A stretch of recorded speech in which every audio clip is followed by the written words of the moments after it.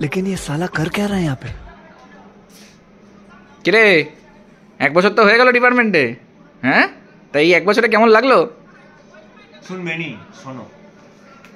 এই চাকরি পাওয়ার জন্য আমি লোককে ধরে ধরে মিষ্টি খাইয়েছি, যে চাকরিতে আমার নিজেরই এখন যেতে ভালো লাগে না।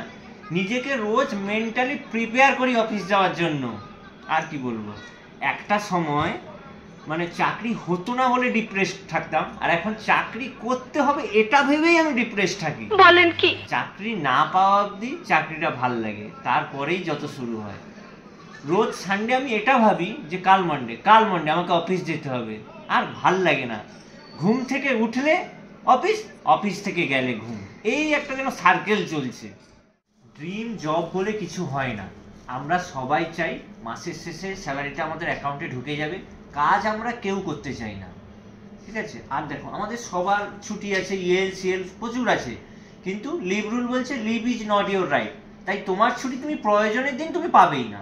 আর লাস্টে একটাই কথা আমি বলবো, যে চাকরি শুধুমাত্র ফাইন্যান্সিয়াল স্টেবিলিটি দেয়, মেন্টাল স্টেবিলিটি কখনোই দেয় না।